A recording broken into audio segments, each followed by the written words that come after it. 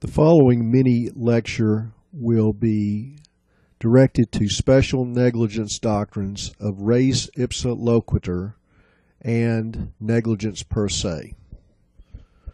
For res ipsa loquitur, we have a Latin term which means roughly the thing speaks for itself.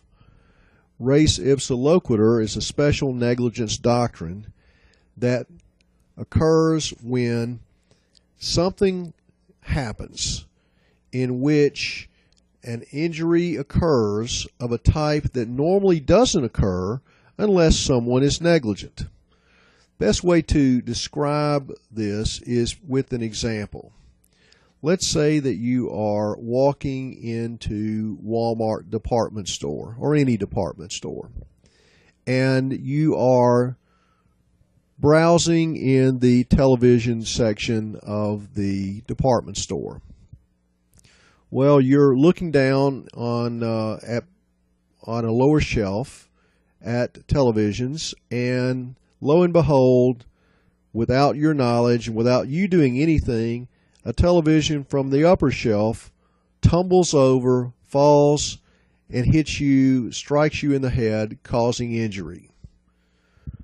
Normally, televisions don't just fall off shelves without somebody's negligence occurring. The doctrine of res ipsa loquitur says that when you have an accident of a type where normally it doesn't occur unless someone is negligent, and this is a very important part, in which the item or device or the thing that caused the accident was in the exclusive control of the defendant, then in that event, the doctrine of res ipsa loquitur will shift the burden to the defendant to show that they were not negligent. Basically, there's a presumption that the defendant is negligent and liable. And the truth is, it just makes it a little bit easier. It's a burden shifting type device. Makes it a little bit easier to show, and probably a little more accurate. Maybe the store employee who was responsible for securing the television did not secure it properly. Maybe they secured it properly, but they used defective equipment, defective bolts or nuts, or the shelving itself was not sufficient to hold a heavy television set. Maybe they properly installed it, properly secured it, and they used proper equipment and tools and hardware to secure it, but they failed to inspect it after certain events occurred. Any of those things might happen, and the plaintiff, being the victim in the case, the person who is injured, doesn't have to show exactly which one of those things occurred. All they have to do is say, hey, judge, res ipsa loquitur, we had nothing to do with the television. The television was in the exclusive control and custody of the defendant corporation, Walmart, and as a result, something happened, and it normally doesn't happen unless somebody was negligent somewhere along the line. Therefore, the thing speaks for itself.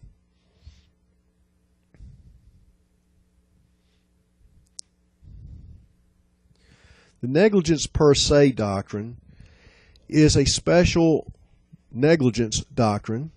And again, these negligent torts are unintentional torts. They give rise only to compensatory damages and not punitive damages. Negligence per se falls only in a very special kind of category, and that is categories involving laws, statutes, regulations, rules, something of that nature that relate to health or safety. It must relate to health or safety. When you have a law, a statute, a rule, a regulation, an ordinance that relates to health or safety, and where you can show that the defendant broke that law or statute or rule or ordinance or regulation, and where you can also show that the plaintiff was in a class of people that the statute was designed to protect, then you have established liability or on the basis of a breach of duty by itself, by just showing that a violation of law occurred. Let's take a very quick example. Let's assume that a store is selling meat beyond the date listed on the sell by date, or a date that where it's illegal to sell products beyond that date because it is deemed to be unsafe, unhealthy, dangerous, or hazardous to someone's health. Let's say that the store owner decides to change those numbers so that they can continue to sell them. They sell the product, the person gets sick and doesn't die, but becomes very, very ill. Well, if that's the case, the victim there doesn't have to show that the meat had bacteria in it that had grown to a certain degree or a certain number. The bacteria was harmful bacteria and it damaged their immune system or whatever. They don't have to show all of that in order to recover. What they have to show is, hey, we had a law, we had a statute, a regulation that dealt with health or safety. It was the law that said you can't sell products beyond a certain date.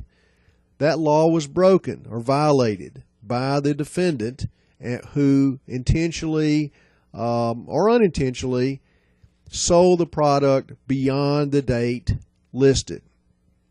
I am a consumer. I am in the class of people that this law was designed to protect. And as such, since it was designed to prevent injury to me and they violated that statute and I was within that class, then they breached their duty just by violating the law in and of itself. Nothing more must be shown. And that's the doctrine of negligence per se. Thank you.